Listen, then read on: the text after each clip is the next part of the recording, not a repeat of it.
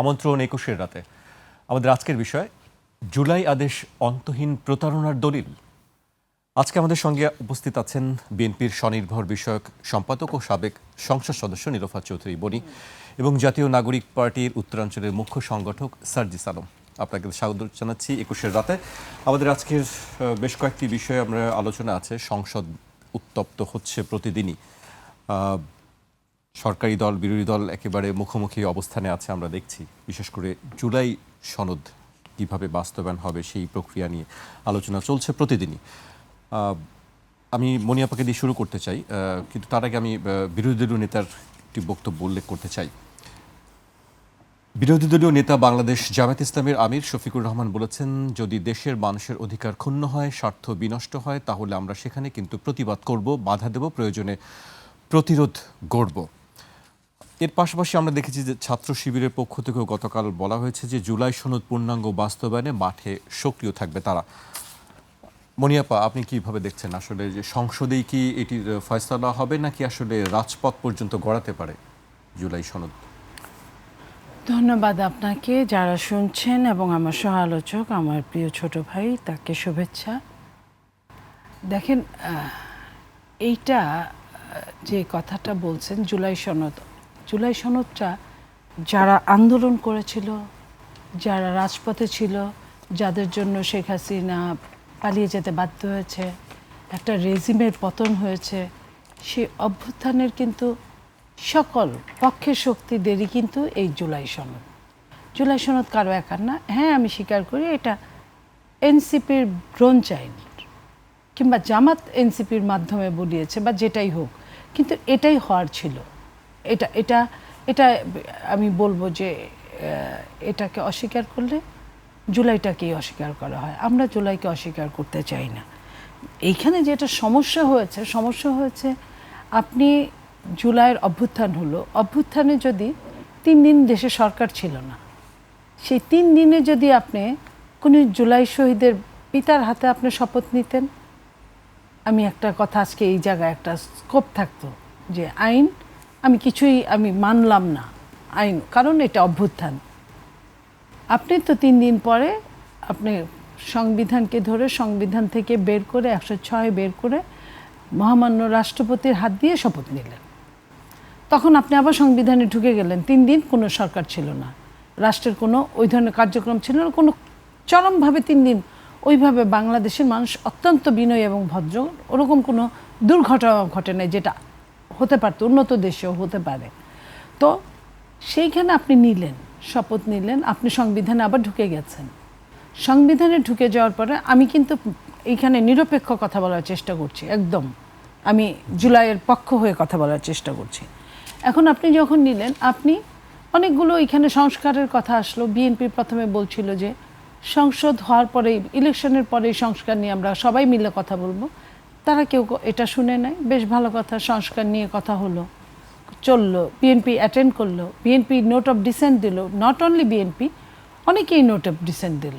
BNP হয়তো বড় দল, বেশি ছিল, অনেকদিন দেশ শাসন করেছে, তো সেই জায়গায় সব কিছু মিলে সব ঠিক ছিল। একটু আর্গুমেন্ট হবে, আলোচনা হলে সমালোচনা থাকবে, এটাই স্বাভাবিক। কিন্তু হঠাৎ করে বলা হলো যে গণভোটের ব্যবস্থা করতে হবে। বাট গণভোট কিন্তু আপনি কিন্তু সংবিধানে ঢুকে গেছেন, গণভোট কিন্তু সংবিধানে নাই, সংবিধানে ওটা বন্ধ হয়ে গেছে। কিন্তু আমি একটু যোগ করি, সেই গণভোটের বিষয়ে কিন্তু বিএনপির পক্ষ থেকে বলা হয়েছিল হ্যাঁ ভোট দেওয়ার জন্য। আমি বলি, আমি ওটা এখন আসলে সেই তাহলে গণভোট আপনাকে মিনিমাম এটা সামারি বলতে হবে। আপনি গণভোট চাইলেন, গণভোট বিএনপি বললো গণভোট তো নাই, এটা তো হতে পারে না, আপনি গোয়ার্তমি করলেন। ওই মুহূর্তে একটা নির্বাচন দেশে ভীষণভাবে দরকার, এটা প্রত্যেকেই বুকে হাত দিয়ে বলতে হবে, যে কোনো দল, যে একটা নির্বাচন হওয়ার পরে দেশের যে নির্বাচনের জন্য এত যুদ্ধ। আওয়ামী লীগ 4টা নির্বাচন করেছে একদম নোংরাভাবে, জঘন্যতর। তো সেই নির্বাচনটা দরকার, বিএনপি ওটার দিকে তাকিয়ে হ্যাঁ নির্বাচন দরকার, সেটা পরে আলোচনা করা যাবে। আপনার ইন্টারিম গভর্নমেন্ট কিছু শর্ত জুড়ে দিল, জবরদস্তিমূলক। শর্তটা কি? আপনার যেটাই সিগনেচার করলো এনসিপি, ততদিনে নতুন দল হয়েছে, এনসিপি সিগনেচার করে নাই ওইটাই, তখন যেটা সিগনেচার করলো বিএনপি সিগনেচার করলো, প্রথমেই সিগনেচার করলো, সেখানে নোট অফ ডিসেন্ট ছিল। কিন্তু ইন্টারিম গভর্নমেন্ট প্রধান যখন বলল যে এইখানে এর উপর আপনার গণভোট করতে হবে। তখন কিন্তু ওইখানে যে 4টা অপশন আছে, কোনো মানুষ 4টা অপশনের পক্ষে বা বিপক্ষে যেতে পারবে না। আপনাকে কোনোটার পক্ষে গেলে কোনোটার বিপক্ষে যেতে হবে। সেই দিন কিন্তু বিএনপি প্রতিবাদ করলো, একটা দল ওটা নিয়ে আর কথা বললেন না। যদি ওইটা নিয়ে সব ক্লিয়ার কাট কথা হয়ে যেত, একটা কারণের জন্য আপনি একটা হ্যাঁ অথবা না ভোট দিতে পারেন। আপনার 4টা কারণের মধ্যে আপনি 48টা ঢুকাই দিচ্ছেন, সেটার মধ্যে আপনি হ্যাঁ অথবা না ভোট দিবেন। আপনি এখন আসছেন লাইনে যে বিএনপি কেন বলছে। আপনার মনে আছে এনসিপি সহ জামাত সহ অনেক দল বলেছে বিএনপি তো নায়ের পক্ষে কাজ করছে। বিএনপির কেউ কেউ আপনার মাঠ পর্যায়ের 2-1জন পৌরসভা চেয়ারম্যান বা সাবেক কোনো এমপি এই ধরনের কথা বলছে, সেটাকে বড় করে বলল বিএনপি তো এটার বিপক্ষে কাজ করছে। বিএনপি যে এটার বিপক্ষে না, সেটার জন্য নজরুল ইসলাম খান আমাদের নির্বাচনী চিফ কোঅর্ডিনেটর, উনি বললেন যে বিএনপি এর বিপক্ষে না। বললো যে নজরুল ইসলাম খানকে, সে বললে হবে না। তখন মহাসচিব আরেকদিন কথায় কথায় বললেন যে না, আমরা হায়ের পক্ষেই আছি, কোনো সমস্যা নাই। তখন বললো যে মহাসচিবকে, চেয়ারম্যানকে তো কিছু বলে না, তার মানে চেয়ারম্যান আশকারা দিচ্ছে। চেয়ারম্যানও একটা মিটিংয়ে বললো যে আমাদের এটা নিয়ে কোনো সমস্যা নেই হায়ের মধ্যে। আমি কিন্তু সব কিছু স্বীকার করে কথা বলছি। এখন আপনার কথা হলো যে গণভোট, আমি প্রথমে যেটা বলছিলাম, গণভোট আইনের মধ্যে নাই। আপনি জবরদস্তি করে গণভোট ঢুকিয়েছেন। গণভোটের আপনার যে যে কারণটা, তখন মেনে নিল কেন বিএনপি? বিএনপি যদি ওই মুহূর্তে যদি ওটা নিয়ে আন্দোলন করে, তাহলে নির্বাচন আরও অনেক পিছিয়ে যায়। তাতে যারা নির্বাচনটা চাচ্ছিল না তাদের জন্য সুবিধা হয়। কিন্তু দেশবাসী, জনগণ এবং পুরখাওয়া দলগুলো যারা দেশের মঙ্গল চায়, গণতন্ত্রের মঙ্গল চায়, তারা একটা নির্বাচন চাইছিল। আপনারাও চাচ্ছিলেন, অস্বীকার করতে পারবেন না। তো বিএনপির ওই মুহূর্তে কোনো কিচ্ছু করার ছিল না, কারণ এটা জানে বিএনপি যে এটা আইনে টিকবে না। বিএনপি এটা বলেছ, নিজের ভিতরে লুকিয়ে রেখেছে তা কিন্তু না, আইনে টিকবে না এটাও বলেছে। সে আইনে 1 নাম্বার টিকে নাই, 2 নাম্বার আপনার ওইখানে নাম্বারিংয়ে 4টা অপশন দিয়েছে, ওটাও আপনার ইলিগ্যাল, লিগ্যাল না। 3 নাম্বার আপনার সময়েও টিকে নাই। প্রথমে কিন্তু আইনে টিকে নাই। আমি সময়টাকে ইম্পর্টেন্সই দিচ্ছি না, আমি 1, 2, 3, 4-এর মধ্যে ফেলছি, যেহেতু আমি সেই সময়েও আপনার 30 দিন শেষ। তাহলে আপনি যে এই কাজটা করবেন, যেমন আপনার রাষ্ট্রপতির অধ্যাদেশ, রাষ্ট্রপতি অধ্যাদেশ দিতে পারেন না এটার উপর। রাষ্ট্রপতিকে যখন সালাউদ্দিন সাহেব বলছে, কালকে আপনারা ক্লিয়ার হয়েছেন, সালাউদ্দিন সাহেব তার বক্তব্যে বলেছেন যে আমি যখন রাষ্ট্রপতি মহামান্যকে বললাম যে আপনি এটা কিভাবে দিলেন, উনি বললেন যে আমার তো কিছু করার ছিল না, আমাকে বাধ্য করা হয়েছে। এটাই স্বাভাবিক। আপনি জানেন রাষ্ট্রপতি একটা বক্তব্য রাখবে, সেটাও যখন যে সরকার থাকে সেই সরকার যেভাবে চায় সেভাবে রাখে। রাষ্ট্রপতি কি করবে কি করবে না সেটাও, এখন ইন্টারিম গভর্নমেন্ট যেটা চাইছে রাষ্ট্রপতি ওটার বাইরে যেতে পারে নাই। রাষ্ট্রপতি হয়তো বলেছে যে এটা আইনের মধ্যে, রুলসে পড়ে না, কিন্তু তাকে বলা হয়েছে আপনি সিগনেচার করেন, সে করছে। আপা, আমি আপনার কাছে আবার আসবো। আমি আপনার সেই বক্তব্যের অংশ ধরে আমি সার্জিস আলমের কাছে আসতে চাই। গতকালকে আমরা সেই বক্তব্যটি সবাই শুনেছি, আমরা পার্লামেন্টে সেই বক্তব্য আমি একটু উল্লেখ করতে চাই। স্বরাষ্ট্রমন্ত্রী সালাউদ্দিন আহমেদ বলেন 133টি অধ্যাদেশ সংসদে উত্থাপন করা হয়েছে, কিন্তু জুলাই সনদ বাস্তবায়ন আদেশ আনা হয়নি, কারণ এটা না অধ্যাদেশ না আইন, এটি অন্তর্বর্তী সরকারের অন্তহীন প্রতারণার দলিল। জুলাই আদেশ জারি করাকে এখতিয়ার বহির্ভূত দাবি করে সালাউদ্দিন আহমেদ বলেন, আমি রাষ্ট্রপতির কাছে জানতে চেয়েছিলাম তিনি এমন আদেশ জারি করতে পারেন কিনা। রাষ্ট্রপতি বলেছিলেন আমি তো পারি না, আমাকে পারাচ্ছে। রাজহংসকে জোরপূর্বক স্বর্ণের ডিম পাড়তে বাধ্য করার মতো ঘটনা, এখন সেটা অবৈধ ডিম্ব হয়েছে। সার্জিস আলম, এই বক্তব্যকে আপনি আসলে কিভাবে দেখছেন? বলা হচ্ছে অন্তহীন প্রতারণার দলিল।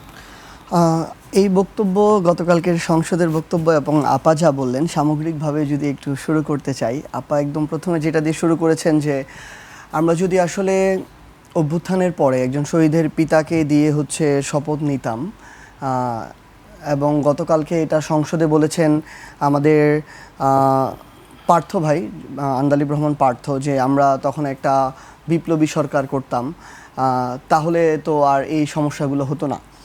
5ই আগস্ট যখন শেখ হাসিনা পালিয়ে যায় বাংলাদেশ থেকে, ঠিক তখনই আমাদের ওই সময়ের সমন্বয়কদের মধ্যে জনাব নাহিদ ইসলাম, আসিফ মাহমুদ সহ আমরা বেশ কয়েকজন, তখন শেখ হাসিনা পালিয়ে যাওয়ার পরপরই আমরা জনাব তারেক রহমানকে কল দিয়েছিলাম, ভিডিও কনফারেন্সের ছবি যেটা এখনও আছে, দিয়েছিলাম এই কারণেই আমরা এখন যে তাদের কথায় কথায় মাঝে মাঝে বলে যে এনসিপি বা সমন্বয়করা জুলাইকে কুক্ষিগত করতে চায়, যদি চাইতো সেদিন ওই 5ই আগস্ট বিকালবেলা তারেক রহমানকে কল দেওয়ার কোনো প্রয়োজন ছিল না।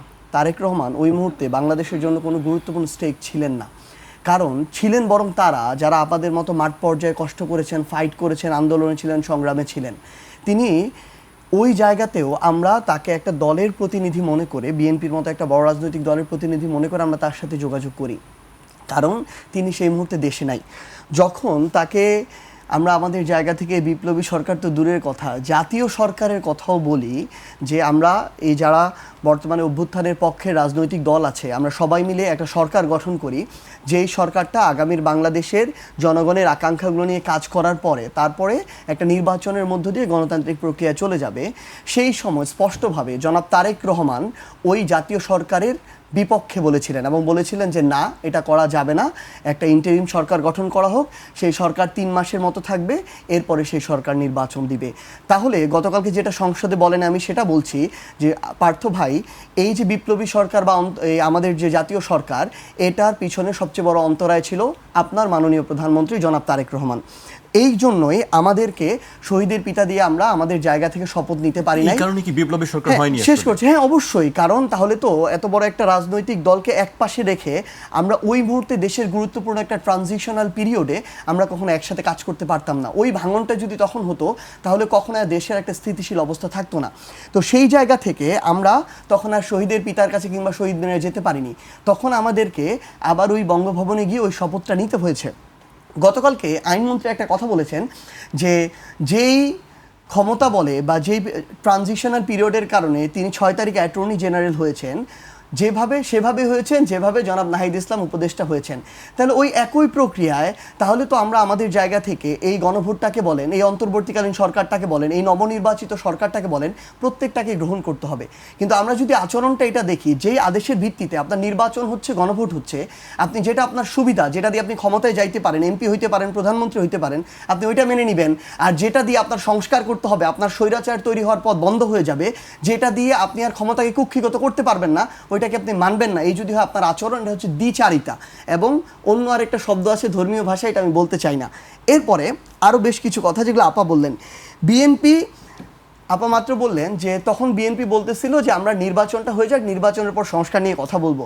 নির্বাচনের আগে অন্তর্বর্তীকালীন সরকার, সকল রাজনৈতিক দল, জনগণ, অভ্যুত্থানের পক্ষের যারা আন্দোলনে অংশগ্রহণকারী, তারা সবাই মিলে ঐক্যমত্য কমিশনের মধ্য দিয়ে যে একটা সনদ তৈরি করেছে, বিএনপির অনেক বাধা বিপত্তির পরও সেটাও যখন গণভোটে 70% মানুষের রায় দিয়ে বাস্তবায়ন করা যাচ্ছে না বিএনপির বাধার কারণে, সেখানে নির্বাচন হওয়ার পর এগুলো কিছুই যদি না থাকতো, বিএনপি জীবনে কোন সংস্কারটা করতো, এটা বাংলাদেশের মানুষের কাছে প্রশ্ন।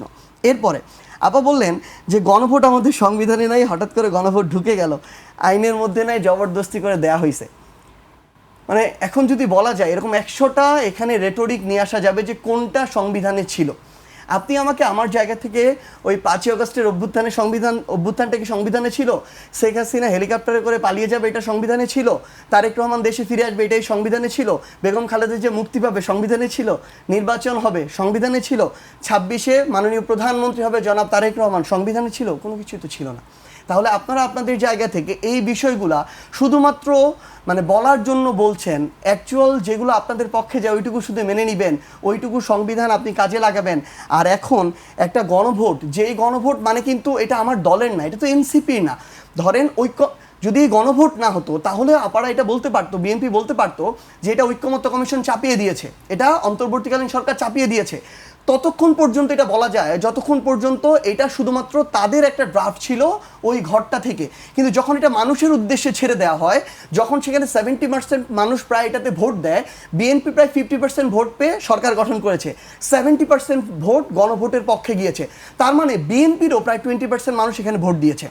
আমরা যদি দেখি এখানে দুইটা আলাদা আলাদা জিনিস, যেমন একটা ভোটের মধ্য দিয়ে বিএনপি সরকার গঠন করেছে, একদম আলাদা স্বাধীন আরেকটা জিনিস হচ্ছে আরেকটা ভোটের মধ্যে দিয়ে মানুষ সংস্কার চেয়েছে, পরিবর্তন চেয়েছে, গণভোটের জুলাই সনদের বাস্তবায়ন চেয়েছে। তাহলে আপনি শুধু আপনার সুবিধাজনক জিনিসটা করবেন, আর যেটা মানুষ চায়, মানুষ আলাদা করে ম্যান্ডেট দিয়েছে, ওইটা আপনি করবেন না শুধু একটা কারণটা হচ্ছে আপনার ক্ষমতা জনগণের কাছে কিছুটা ডিসেন্ট্রালাইজড হয়ে যাবে, প্রধানমন্ত্রীর ক্ষমতা রাষ্ট্রপতির কাছে কিছুটা ডিসেন্ট্রালাইজড হয়ে যাবে, মানুষের সাথে এই জনগণের সরকারি দলের ক্ষমতার একটা ভারসাম্য আসবে, এই জন্য আপনি এটা করতে চাইতেছেন না। এটা তো হইতে পারে না। এবং এখানে আরেকটা বিষয় হচ্ছে, গতকালকে যেটা বলছেন জনাব সালাউদ্দিন আহমেদ, আসলে কি আমরা তাকে রেসপেক্ট করতে চাই। তিনি ভারতে শিলংয়ে একটা দীর্ঘ সময় ছিলেন, যেভাবেই তিনি যাক এটা নিয়ে আর প্রশ্ন করতে চাই না। দেশ ছেড়ে থাকা সবার জন্যই কষ্টের। তিনি নিজে থেকে গিয়েছেন না কেউ নিয়ে গিয়েছে, আরামে ছিলেন না কষ্টে ছিলেন, এগুলো আমরা আনতে চাই না। আমরা মনে করছি এটা কষ্টের। কিন্তু তিনি যখন সংসদে দাঁড়িয়ে বলেন যে জুলাই আদেশ একটা অন্তহীন প্রতারণার দলিল, তাহলে সংসদে দাঁড়িয়ে তার এই কথা বলা উচিত যে 6 তারিখের সরকারটা তাহলে সরকার হইতে পারে না, পরবর্তী নির্বাচন হইতে পারে না, গণভোট হইতে পারে না, এবং সামগ্রিকভাবে আমাদের এই সংসদটা পুরাটাই একটা অন্তহীন প্রতারণার প্ল্যাটফর্ম। তাহলে তার এটা বলা উচিত। কিন্তু আমরা আমাদের জায়গা থেকে দেখছি যে তিনি বা তার যে সরকার, তার সংশ্লিষ্ট যারা আছেন সবাই তাদের জায়গা থেকে এখন ওই পথে হাঁটছেন যেই পথটাতে সবাই হাঁটতে চায় ক্ষমতায় গেলে। মাননীয় প্রধানমন্ত্রী, সাবেক মাননীয় প্রধানমন্ত্রী, এবং আমরা তাকে রেসপেক্ট করি, বেগম খালেদা জিয়া, তিনি এবং তার সকল নেতাকর্মী, ইভেন জনাব আন্দালিব রহমান পার্থ, ইভেন জনাব তারেক রহমান, এই প্রত্যেকটা মানুষ বিগত সময়, ইভেন আপারা, প্রত্যেকটা মানুষ যখন তারা সাফারার ছিল, কষ্ট করেছে, প্রত্যেকটা মানুষ বলেছে এই সংবিধানটা আওয়ামী লীগের এজেন্ডা, এটা বাংলাদেশের স্বাধীনতা সার্বভৌমত্ব বহন করে না, এটা 1972 সালে যখন হয়েছিল 71-এর মানুষের স্পৃহাটাকে এটা ধারণ করে নাই, বরং কিছু দেশের, কিছু এজেন্সির, কিছু মানুষের চাপিয়ে দেওয়া বিভিন্ন উদ্দেশ্য এটার মধ্যে লিপিবদ্ধ করা হয়েছে। কিন্তু সেখানে বেগম খালেদা জিয়া ওই দুঃসময় দাঁড়িয়ে বলেছিলেন যে এই সংবিধান যখন জনগণের সরকার আসবে এই সংবিধান ছুঁড়ে ফেলবে, এই সংবিধান একটা আওয়ামী লীগের এজেন্ডা। তাহলে আমাদের জায়গা থেকে এখন প্রশ্ন যে সেই জায়গা থেকে এখন শুধুমাত্র ক্ষমতায় আসার কারণে আমরা যদি আমাদের জায়গা থেকে সেই সংবিধানটাকে ওহি মনে করা শুরু করি, তাহলে ওই সংবিধানের ভিত্তিতেই এখনো বাংলাদেশের প্রধানমন্ত্রী শেখ হাসিনা হওয়া উচিত। সেটা তারা মানবেন কিনা, এই প্রশ্নের উত্তর তাদের কাছে। জি, আপনার কাছে আমি আবার আসবো। আপনি নিশ্চয়ই শুনছিলেন, অনেক প্রশ্ন তিনি তুলেছেন। আপনি আসলে তার প্রশ্নের কিভাবে জবাব দিতে চান? আমি তার প্রশ্নের একটা জবাব দিতে চাই। আমি ওকে সম্মান করি, একটা জায়গায় ভীষণভাবে সম্মান করি। যখন হারুন তাকে ওই ভাতের হোটেলে নিয়ে গেল, তারা যেভাবে বসছিল, বসার ভঙ্গিটা আমাকে খুব মোহিত করেছে ভীষণভাবে। আমি যে দল করি, যেখানেই থাকি, ওই জায়গাটাকে আমি সম্মান করি। আমি সেই জায়গায় বলছি, ওদের বয়সটা যেহেতু অল্প, ওদের আবেগটা প্রখর। সব কিছু না সার্জিস আবেগ দিয়ে চলে না, শুধু আবেগ দিয়ে রাষ্ট্র চলতে হয়, বিবেক দিয়েও। আবেগ দিয়ে যুদ্ধ হয়, আবেগ দিয়ে অনেকটা পথ এগোনো যায় যদি অভ্যুত্থান রেভলিউশন থাকে। কিন্তু দেশটা যখন গঠন করতে হয় তখন সবাইকে মিলে কাঁধে কাঁধ মিলিয়ে কাজ করতে হয়। আজকে যদি, আমি কিছুই বলতে চাই না, আমি এইটুকু বলতে চাই, আজকে যদি যে কোনো কারণে ওদের মুখে একটা জিনিস খুব ভালো মানায় যে চল রাজ্যতে চল, চল শাহবাগে চল, এটা করা যায়, ওদের ওই বয়সটা আছে, ওদের ওই অবস্থানটা আছে, আমি স্বীকার করি। কিন্তু সব সময় যদি ওটা ব্যবহার করা হয়, ওইটা খুব ক্ষুরধার একটা অস্ত্র। ক্ষুরধার অস্ত্র সবসময় ব্যবহার করলে ওটা অনেক সময় নিজের মধ্যেও চলে যায়। আমি সেই জন্য বলবো যে অনেক কষ্ট করে একটা ইলেকশন হয়েছে, একটা ইলেকশনের বিরোধী দল হয়েছে, সরকারি দল হয়েছে। যাদের সরকারি দল হওয়ার কথা ছিল তারাই হয়েছে, যাদের বিরোধী দল হওয়ার কথা ছিল তারাই হয়েছে। এবং নতুন একটা দল হিসেবে আমি এনসিপিকেও আমি এখানে অভিনন্দন জানাই যে তারাও বেশ কয়েকটা আসন পেয়েছে, আরও পেত যদি তাদের হিসাবটা অন্যরকম থাকতো। এটা তাদের ব্যাপার, বা এটা লম্বা সময়ের ব্যাপার, অন্য দিন কথা বলবো। আমি শুধু বলতে চাই যে আজকে যদি কারণে অকারণে হঠাৎ করে কোনো আন্দোলন ডাক দেয়, আন্দোলন হতে যায়, মানুষ হাসবে। কারা হাসবে? যাদেরকে তারা ছেটিয়ে বিদায় করেছে। আমরাও সঙ্গে ছিলাম।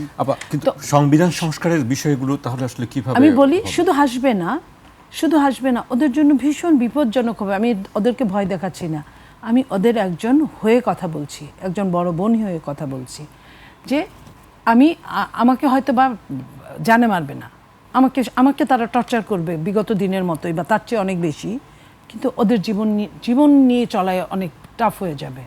তো সেইখানে আমি বলতে চাই যে সরকারি দল, বিরোধী দল, আমরা চাই বিরোধী দল আমাদের এই যে কথা বলছেন অধিকার ক্ষুণ্ণ হয়, জামাতের আমির বলেছেন এরকম কিছু, অধিকার ক্ষুণ্ণ হয় বিএনপি, এরকম করুক, এটাও আমি চাই না। সরকারি দল এই জিনিসটা বুঝবে আমি মনে করি, এবং একদম যেটাকে বলে ছায়া সরকার হিসেবে বিরোধী দল থাকুক। আমি ভীষণ খুশি এটা নিয়ে, কারণ আমি নিজে বুঝি বিরোধী দলের একটা মজা আছে আলাদা। তো ওরা যা বলতে পারে, আমি আমি এখনো নিজেকে বিরোধী দলের মতোই মনে করি, আরও কিছু দিন লাগবে রপ্ত হতে। তো সেই জায়গায় আমি বলতে চাই যে এই রাষ্ট্রটাকে সুন্দর করে সাজানোর জন্য সরকারি দলের থেকে বিরোধী দলের অবদান অনেক বেশি কাজ করে। সেটি অবশ্যই সবারই একটি অংশগ্রহণ আছে, কিন্তু যে প্রশ্নটি তোলা হচ্ছে আমি বারবার, ওই যে কথাটাই আমি আসতে চাচ্ছি, আপনি যেটা বললেন যতটুকু তাদের প্রয়োজন ততটুকু তার, এই অভিযোগটি বিরোধী দলের পক্ষ থেকে করা ইতিমধ্যে হচ্ছে। অনেক কিছু কিন্তু বিএনপি সহ তারা সহ যেগুলো পজিটিভ হিসেবে ছিল সেদিন, সেগুলো তো জুলাই সনদে মানে হবেই, সেটা তো বিএনপি বলেছে। এর মধ্যে কিন্তু বড় বড়টা চলে গেছে, যেমন ধরেন 2 বারের বেশি প্রধানমন্ত্রী হতে পারবেন, সবচেয়ে বেশি যেটা ইম্পর্টেন্ট 70 ধারা, এই যে 70 আর্টিকেল, এটা নিয়ে তো অনেক সমস্যা ছিল। এই সমস্যাটা প্রায় একদম বলতে পারেন যে সমাধান হয়ে গেছে, একমাত্র অর্থ বিল ছাড়া। আর সব কিছুই তারা যে কোনোভাবে যে কোনো জায়গায় কথা বলতে পারবে। তো সেটা আপনার উচ্চকক্ষ নিম্নকক্ষ, সেটা আপনার একজন প্রধানমন্ত্রী 2 বারের বেশি প্রধানমন্ত্রী হতে পারবে না, আপনার রাষ্ট্রপতি এবং প্রধানমন্ত্রীর ক্ষমতা বন্টনের। আমার কথা হলো ভাই, আগে যেগুলো হয়েছে ওগুলা আগে একখানে রেডি করি। আমরা কি করি, যারা একজন ভালো ব্যবসায়ী, এগুলো কি বিএনপি মেনে নেবে আসলে সংস্কারে? বিএনপি তো এগুলো তো বিএনপির মেনে নেওয়া, এটা তো সবাই মিলে। এখানে তো বিএনপি নোট অফ ডিসেন্ট ছিল না। তো এই জিনিসগুলো বিএনপি তো বলে নাই যে করবে না, বিএনপি বলেছে গণভোটটা কি হ্যাঁ এবং না, ওই 4টা কিন্তু আপনার ডার্কের মধ্যে 4টা প্রশ্ন, আপনি 4টা প্রশ্নকে করলে ওর মধ্যে অনেকগুলা ঢুকাইতে পারেন, আবার অনেকগুলা বের করতে পারেন। তো ওইটার সাথে জুলাই সনদের কোনো সম্পর্ক নাই, এই গণভোটের সাথে জুলাই সনদের কোনো সম্পর্ক নাই। তারা আমি শেষ করি ভাই, গণভোটটা হলো যে জুলাই সনদে একদম টু দ্য পয়েন্ট দিতে হবে। গণভোটের ওইখানে নোট অফ ডিসেন্ট ছিল, নোট অফ ডিসেন্ট ছাড়া ইন্টারিম গভর্নমেন্ট প্রধান ঘোষণা করছে, বিএনপির সাথে বলছে এটা আমরা মেনে নিব না, নির্বাচনের পরে বা আগে যখন আমরা সংসদে এটা করব, এটা নিয়ে আমাদের কিন্তু কথা আছে, আমরা কিন্তু এইখানে সিগনেচার করিনি, কথাটা বুঝেন। আমরা এই কাগজে সিগনেচার করিনি, আমরা যে কাগজে সিগনেচার করেছি আমরা ওইটাকে মানব। ওটাকে কিন্তু বিএনপি একবারও বলে নাই যে তারা মানবে না। তাহলে কাগজটা সিগনেচার কি, আপনি নোট অফ ডিসেন্টগুলো বাদ দেন, নোট অফ ডিসেন্ট একদম বাদ তা না, ওটা নিয়ে সংসদে চুলচেরা আলোচনা হবে। চুলচেরা আলোচনার পরে যদি হাজত যুক্ত হয়, এখানে 2/3 মেজরিটি তো অবশ্যই দরকার, 2/3 মেজরিটির হাজয় যুক্ত হয়েছে, এটার উপর ডিপেন্ড করবে। সেই হিসেবে বলা যায় 2/3 কারা। আবার ওইখানে যদি আমি 70 ধারা ধরি, 70 ধারায় কিন্তু আপনার বলা আছে আপনি সরকারি দলের এমপি হলেও আপনি ওইখানে হ্যাঁ নাও বলতে পারেন, আপনি অর্থ বিল ছাড়া আপনি নাও বলতে পারেন। তো এখন আপনার এমপিদের সঙ্গে কনভিন্সের ব্যাপার থাকবে, এমপিদের সম্পর্কের ব্যাপার থাকবে। তো সেইখানে আমি বলতে চাই যে গণভোটটাকে হ্যাঁ না করলে কিচ্ছু হবে না। ওই কাগজে যেহেতু বিএনপি সিগনেচার করেছে, ওই সংস্কারগুলো বিএনপি চায়, নট অনলি বিএনপি ওইখানে চায়।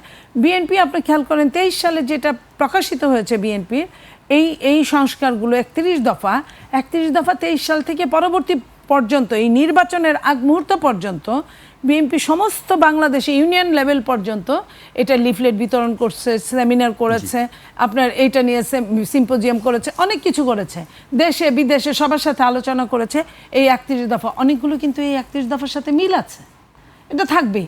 যে কথাটা আমরা বলি, আমি আবারও সার্জিসকে বলছি যে দয়া করে ভাই তুমি এই সংবিধানটা বাংলাদেশের পড়ে দেখো, 17টা অ্যামেন্ডমেন্ট ছাড়া, আমি সেটা নিয়ে আসার সবাই সংবিধান নিয়ে ঘাটাঘাটি করছে, 17টা অ্যামেন্ডমেন্ট ছাড়া 72-এর সংবিধানে আপনি সদা সত্য কথা বলিব, এটা আপনি ইংরেজিতেই বলেন, বাংলাই বলেন, ও হিন্দিতেই বলুক, ফার্সিতেই বলুক, কথা কিন্তু অর্থ কিন্তু একই। সংবিধানে যা আছে, আমি যদি 28-এর খদা ধরি যে নারী পুরুষ, ধনী দরিদ্র, উঁচু নিচু সব মিলে সবার রাষ্ট্রের কাছে সমানভাবে পরিগণিত হবে। তো এইটারে আপনি বদলাইলে কি বদলাবেন আমারে আপনি বলেন। জি আপা, আমি কি বদলাবে সেটি আমরা শুনতে চাই। আরো বেশ কয়েকবার তিনি কথা বলতে চাচ্ছিলেন সার্জিস আলম, আমি সময় দিতে পারছিলাম না, আমাকে বিরতিতে যেতে হচ্ছে, বিরতির পর আমি শুনবো সার্জিস আলমের বক্তব্য। একটা বিরতি নিচ্ছে, ফিরছি এখনই।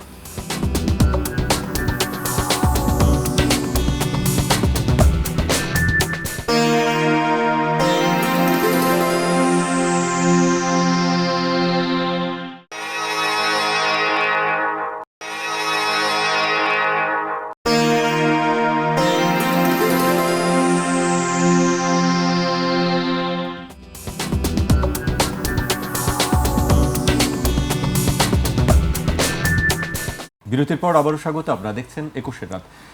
আমাদের সঙ্গে আছেন বিএনপির স্বনির্ভর বিষয়ক সম্পাদক ও সাবেক সংসদ সদস্য নীলোফার চৌধুরী মনি ও জাতীয় নাগরিক পার্টির উত্তরাঞ্চলের মুখ্য সংগঠক সার্জিস আলম। সার্জিস আলম বেশ কয়েকবার কথা বলতে চাচ্ছিলেন, আমি তার কথা শোনার আগে আরেকটি বক্তব্য উল্লেখ করতে চাই। আজকে সরকার দলীয় চিফ হুইপ নুরুল ইসলাম মনি বলেছেন, সংবিধান সংশোধনে অচিরেই সবার অংশগ্রহণে একটি কমিটি গঠন করা হবে, খুব শিগগিরই করা হবে। কত সদস্যের কমিটি হবে তা চূড়ান্ত নয়, তবে সরকারি ও বিরোধী দলের আইন বিশেষজ্ঞরা কমিটিতে থাকবেন। এই বিষয়ে গতকালকে আমরা বক্তব্য শুনেছি, বিরোধী দলের পক্ষ থেকে বলা হচ্ছে যে সংবিধান সংস্কার পরিষদের কথা বলা হচ্ছে। আপনাদের অবস্থান কি আসলে? প্রথমত হচ্ছে পাশাপাশি আপার বক্তব্য, জি হ্যাঁ, আপার বক্তব্য দিয়ে শুরু করতে চাই। বলতে ওটা এর মধ্যেই চলে আসবে আর কি। তিনটা জিনিস একদম নোট করা আছে।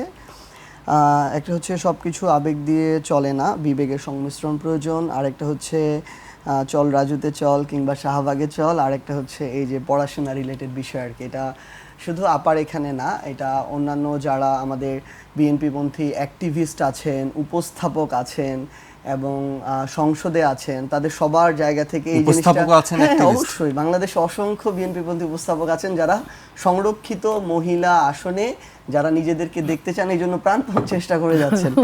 তো এরকম আছেন। এবং সংসদেও আমরা গতকালকে হচ্ছে না, এর আগের দিন মাননীয় আইনমন্ত্রীর জায়গা থেকেও শুনেছি, তিনিও কিছু বই পড়ার সাজেশন দিয়েছেন।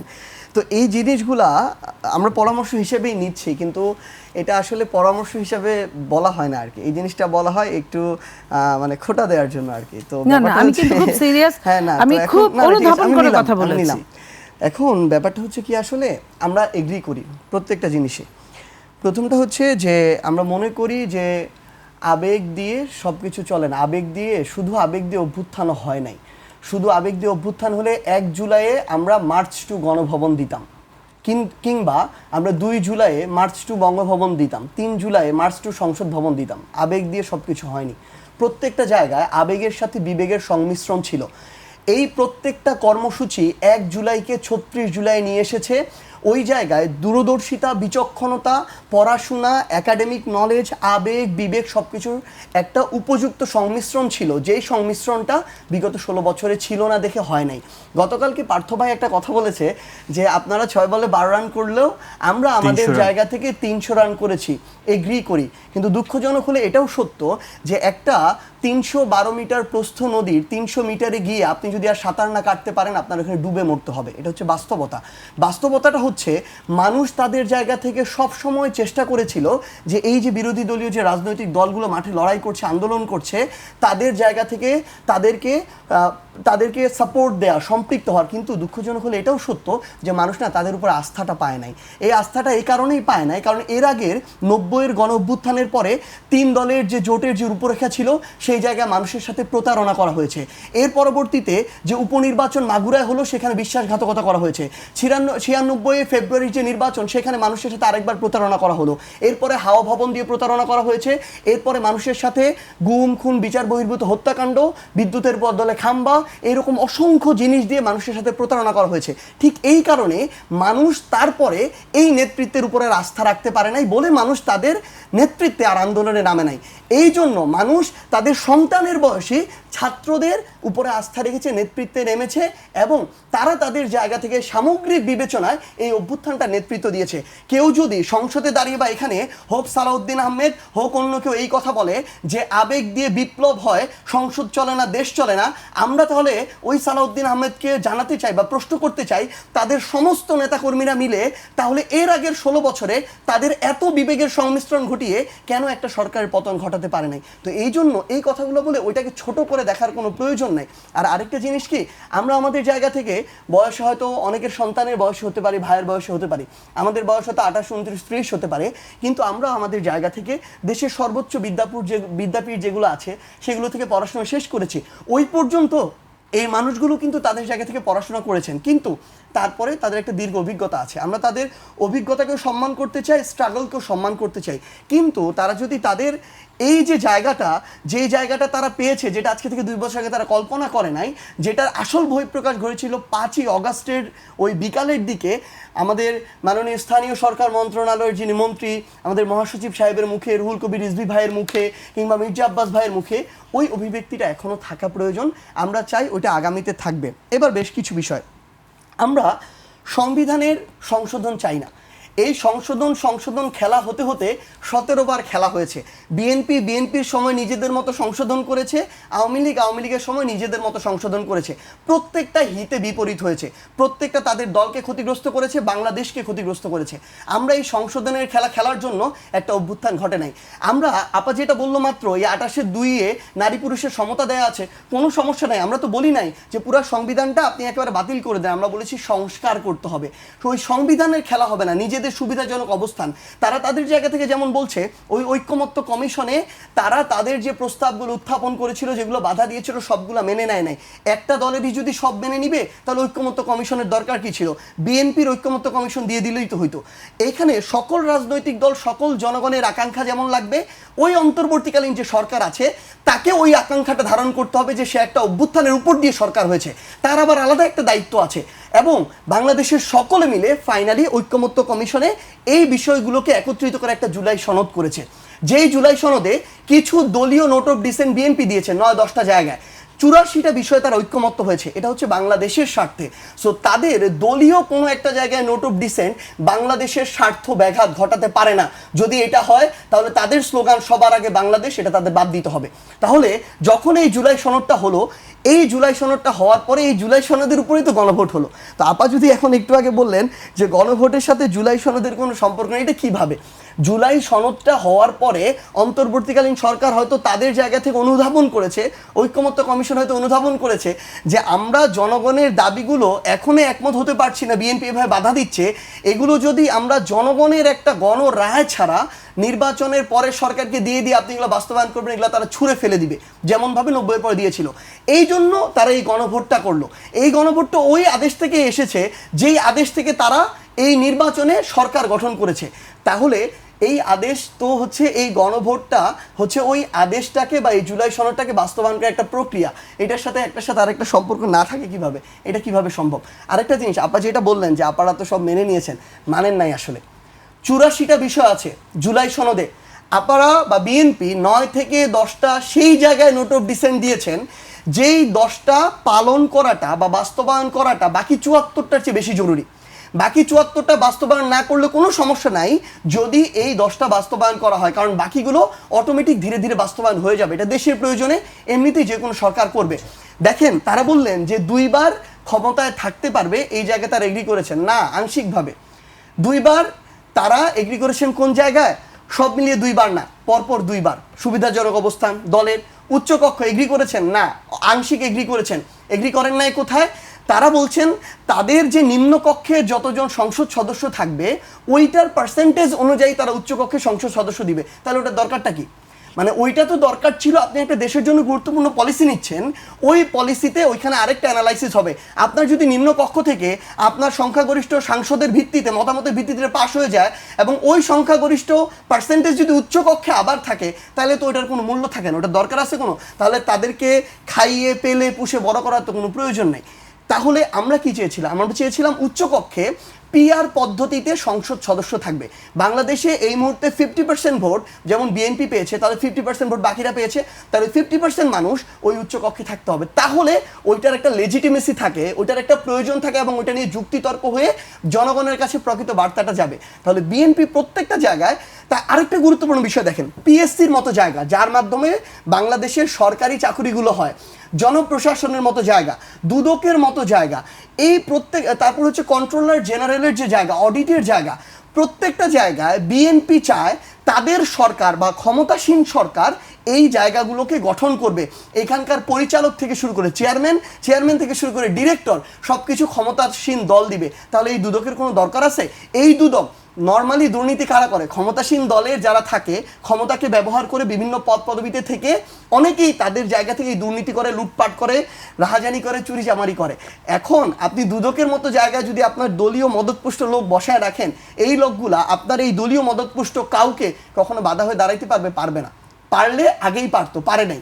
তাহলে আপনি যদি এই প্রতিষ্ঠানগুলোতে আপনার নিজের দলের লোকজন বসায় রাখেন, যেখানে জুলাই সনদে বলা আছে সরকার দলের থাকবে, বিরোধী দলের থাকবে, বাইরেরও মানুষজন থাকবে, যেন একচ্ছত্রভাবে দুদকটা কোনো একটা রাজনৈতিক দল বা ক্ষমতাসীন দল নিজের অপরাধী নেতাকর্মীদেরকে বাঁচাইতে না পারে, আবার নিরপরাধ অন্য দলের মানুষদের উপর জুলুম না করতে পারে, এভাবে যেন প্রতিষ্ঠানগুলোকে অ্যাবিউজ না করতে পারে।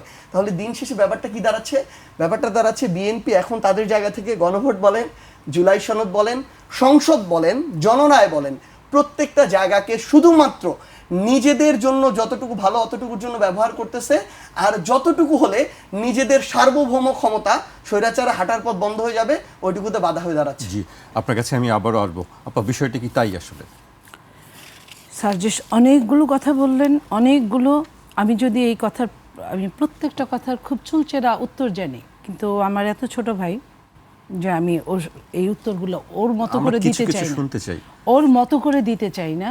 আমি চাই না যে ওর সাথে আমার আমি সহ্য করে গেলাম এক কথায় এটা। তবে যে কথাটা দর্শকদের জন্য যারা যে শুনছেন, কথাটা না বললেই না, সেই কথাটা না, সেই কথাটা যেটা না বললেই না, যে তাদের উপর থেকে মানুষ আস্থা নিয়ে গেছে, হারিয়ে ফেলেছে, যে কারণে তারা গণ অভ্যুত্থান ঘটিয়েছে। গণ অভ্যুত্থানটা এমন জিনিস, শুধু সামনের 5টা লোক দেখলে কিন্তু গণ অভ্যুত্থান বোঝা যায় না। গণ অভ্যুত্থান হয় সাগরের মতো। গণ অভ্যুত্থান, আমি কিন্তু সার্জিসের তখন জন্ম হয়েছে কিনা আমি জানি না, আমি গণ অভ্যুত্থানে সার্জিস যে বিশ্ববিদ্যালয়ে পড়েছে তখন আমি ওখানে, ওই গণ অভ্যুত্থানের আগে আমি ওই স্বৈরাচারের সময় স্কুলে পড়েছি, কলেজে পড়েছি এবং বিশ্ববিদ্যালয়ে পড়েছি 90-এ। তো আমি গণ অভ্যুত্থান তখনও দেখেছি, আমার জীবনে 2টা গণ অভ্যুত্থান দেখা হলো। তো এই যে গণ অভ্যুত্থান বলা হয়, সার্জিস শুধু সার্জিসের সামনের কয়েকজন হাতে গোনা মানুষের নাম বলতে পারবে, পেছনের লাখো মানুষের গণ অভ্যুত্থান সে জানে না। পিছন থেকে কারা তাওয়া গরম করে সেটা সে জানে না, তার জানার ওই সময় হয় নাই, তার জানার সেই বয়সটা হয় নাই, তার জানার সেই সাংগঠনিক শক্তিটা হয় নাই, কারণ সে ওই ধরনের সাংগঠনিক কাজ করে নাই। বিএনপি একটা বিশাল বড়, কত বড় দল এটা নিশ্চয়ই এই মুহূর্তে বোঝা গেছে কিছুটা। বিএনপি কোনো কেউ আওয়ামী লীগের সঙ্গে আতাত করে নাই, যে বিএনপি এত নির্যাতনের মধ্যে বিএনপি দাঁড়িয়েছিল, বিএনপি প্রত্যেকটা সেক্টরে সেক্টরে পাহারাদার ছিল। আপনার কথা এগ্রি করছে না, মানতে চাচ্ছে না। না, ও যদি না মানে ও সময় বলবে। তো আমি সেই জায়গাটায় বলি, আমি নীলুফার চৌধুরী মনি, আপনাদের সাথে, আপনারা জানেন আমি 4 তারিখ রাত পর্যন্ত, দিনে 2টা 3টা, রাতে 4টা 5টা আমি টকশো করে গেছি এই আওয়ামী লীগের রক্তচক্ষুকে সামনাসামনি প্রতিবাদ করা, প্রতিহত করা। আমি আমার জায়গায় কথা বলেছি, সার্জিসের জায়গায় কথা বলেছে। সার্জিস তার জায়গায়, তার বয়সে, সে ওই বয়সে স্পার্ক করেছে, বাট আমার তো একটা বয়স হয়েছে, আমি আমারটার দায়িত্ব পালন করেছি। বাট আমি তো ওর কাছে যাই নাই যে এটা আমিও করেছি, আমাকে তুমি ভাগ দাও। আমি আমার দায়িত্ব মনে করেছি, আমি কখনোই যাইনি, যাবও না।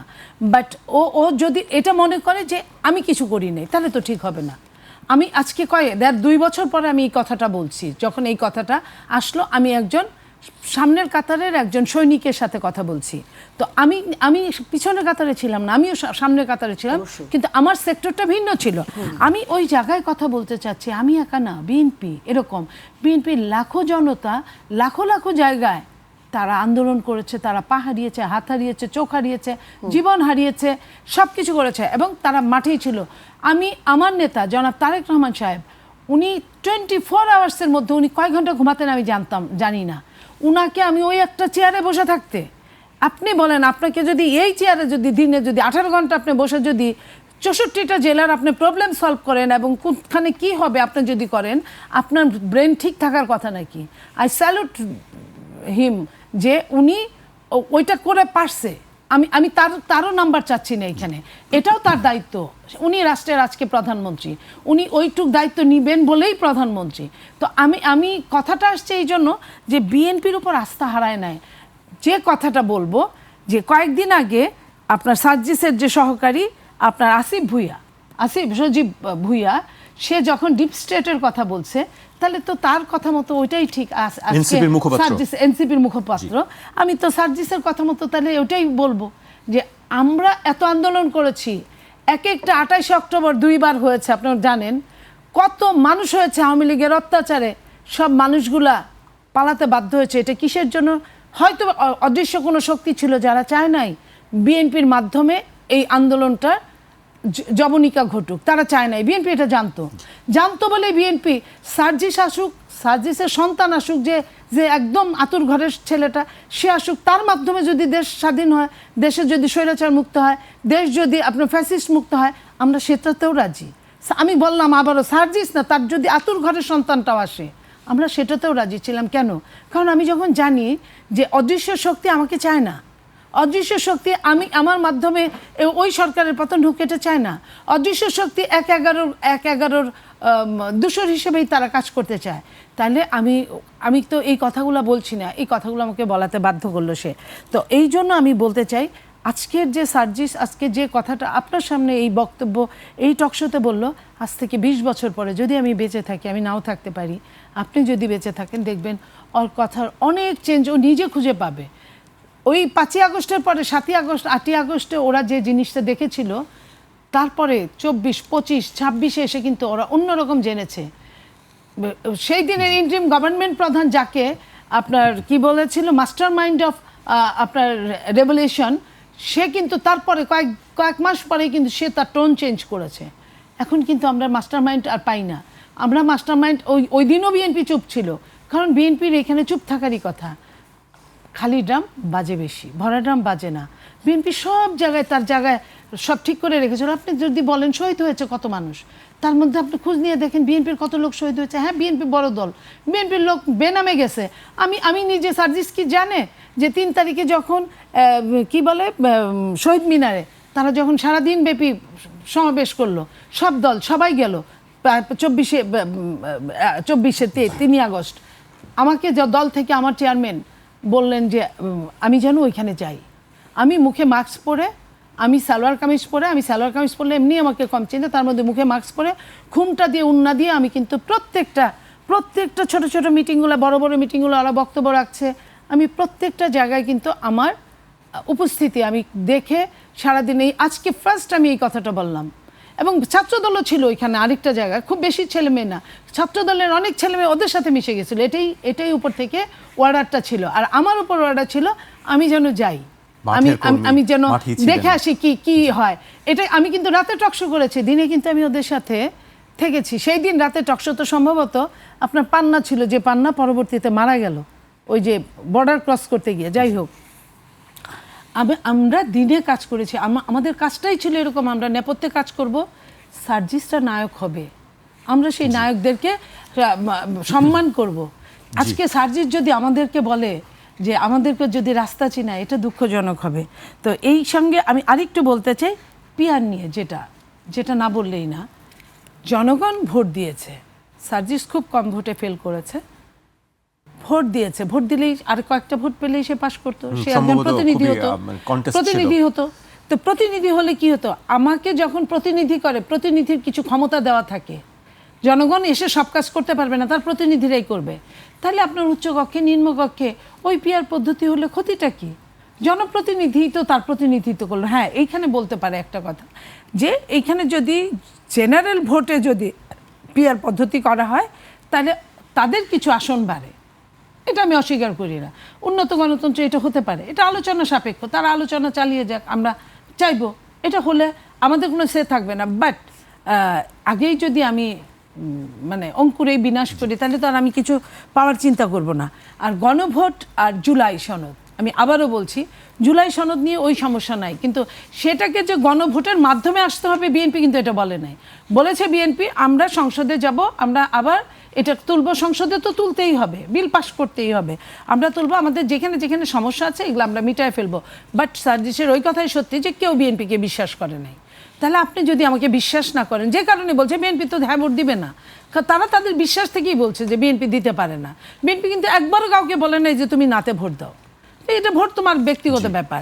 তো এটার জন্য গণভোট করতে হবে, ইলিগ্যালকে লিগ্যাল বানায় করতে হবে, নট নেসেসারিলি। জি আপু, আমরা প্রায় শেষের দিকে চলে আসছি, আমি সার্জিসের কাছে আসতে চাই। আপনি বেশ কয়েকবার আন্দালিব রহমান পার্থর কথা বলছিলেন, আমি তার ছোট্ট একটি বক্তব্য উল্লেখ করতে চাই।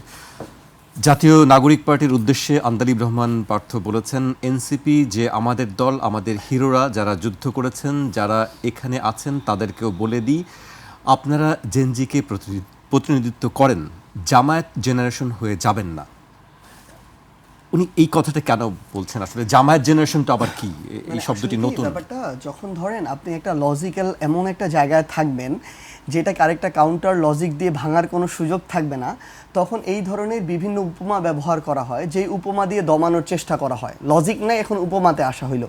এই একই উপমাগুলো আওয়ামী লীগ তার সময়ে বিএনপির ক্ষেত্রে প্রয়োগ করত। যেমন ওই সংসদে দাঁড়িয়ে আওয়ামী লীগ বিএনপিকে বলতো যে আপনারা বিএনপির প্রতিনিধিত্ব করেন, আপনারা জামাত হয়ে যায়েন না। ওই একই টোনে এখন আন্দালিব রহমান প্রার্থরা কথা বলা শুরু করেছেন, কারণ তারা যখন দেখছে তাদের কাছে লজিক্যাল কিছু নাই, তারা তাদের জায়গা থেকে এই উপমা দিয়ে মানে একটা বিব্রতকর পরিস্থিতিতে ফেলতে চায়। কিন্তু এই ট্যাগিং খেলা, এই খেলা কিন্তু বাংলাদেশের কাউকে খেলতে দেওয়া হবে না। Not only Jamaat Shibir, but also যে কোনো কিছু, এটার আর বাংলাদেশে কোনো ধরনের স্পেস দেওয়া হবে না। এটা শুধু পার্থ ভাই নয়, যারাই আগামীর বাংলাদেশের রাজনীতি করে তারা যেন ওই জেনজি যে বলতেছে তাদের যেন সেন্টিমেন্টটা বোঝে। কারণ আপনি দেখেছেন গতকালকে যখন আন্দালিব রহমান পার্থ তার জায়গা থেকে সংসদে বক্তব্য দিলেন, এই বক্তব্য প্রথমে আলোচিত হলেও পরবর্তীতে এই বক্তব্য সমালোচিত বেশি হয়েছে, এবং সোশ্যাল মিডিয়ায় তারই এমন অসংখ্য খণ্ডিত বক্তব্য এখন ভেসে বেড়াচ্ছে যেগুলো তার বক্তব্যের পুরো 180 ডিগ্রি রিভার্স বক্তব্য। তো এই জন্য আমরা আমাদের জায়গা থেকে যেন এই উপমা থেকে শুরু করে যে কোনো বিষয়ে বক্তব্য দেওয়ার সময় সচেতন থাকি, কারণ এই একবিংশ শতাব্দীতে এই আইটির যুগে সব কিছু কিন্তু সংরক্ষিত আছে, অন্তত জেনজিদের কাছে আছে। আপার কথা থেকে যেটা শুরু করতে চাই, আসলে আমি একদম নির্দ্বিধায় বলতে চাই যে এই আন্দোলন কিন্তু শুধুমাত্র এখন যারা এনসিপি রাজনীতি করে কিংবা আমাদের ছাত্র সংগঠন যুব সংগঠনে আছে তাদের অংশগ্রহণে না।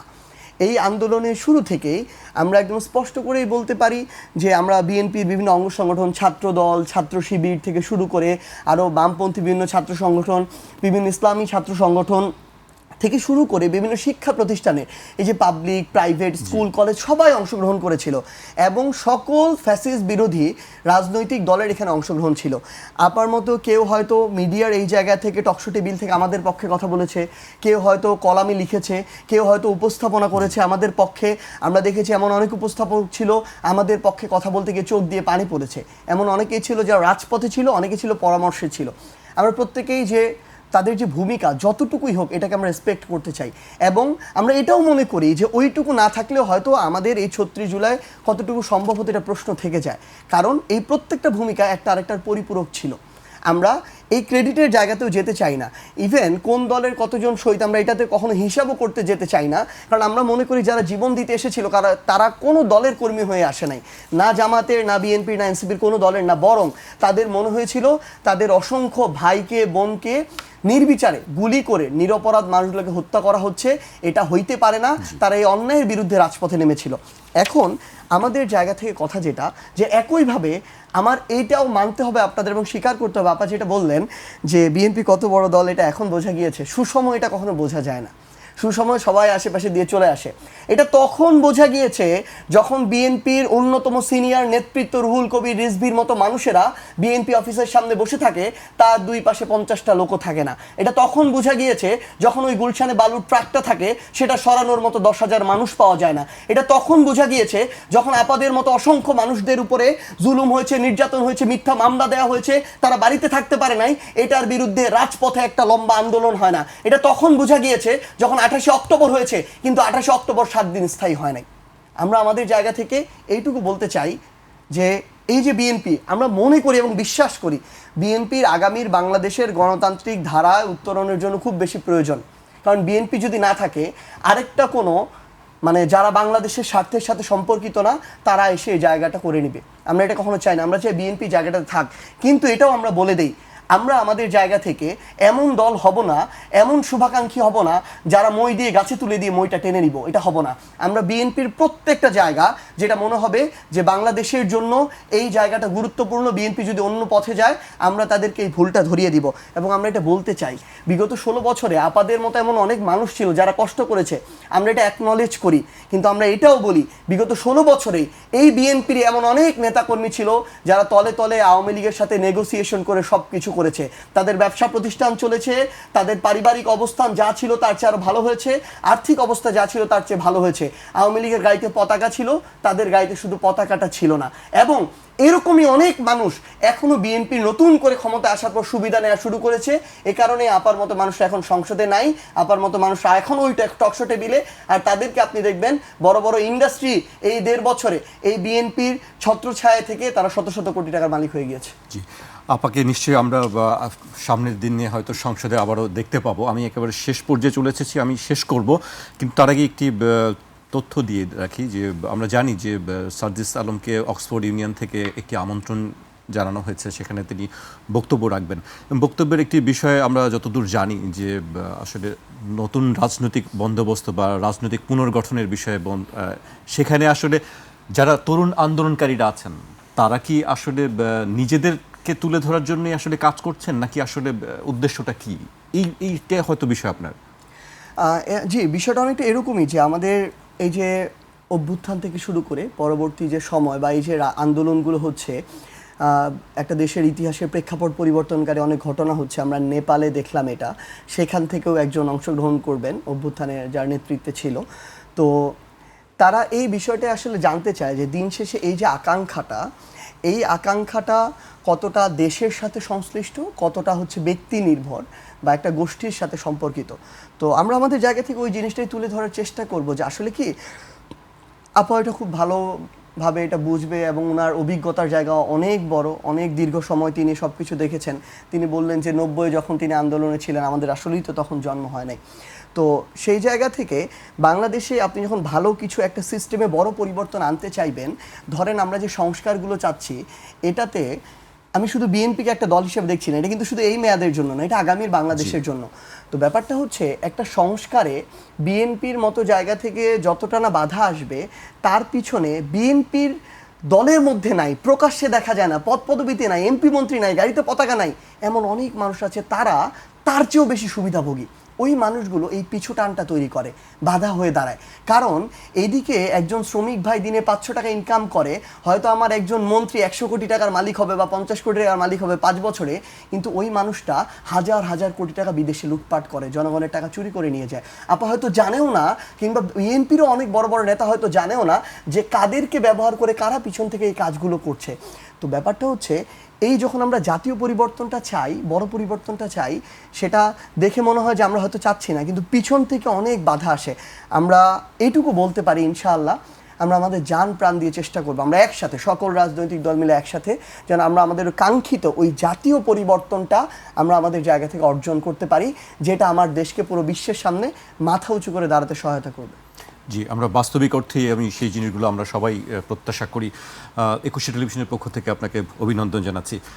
আপনাদের দুজনকে অনেক ধন্যবাদ 21শে টেলিভিশনকে সময় দেওয়ার জন্য। আজ এখানে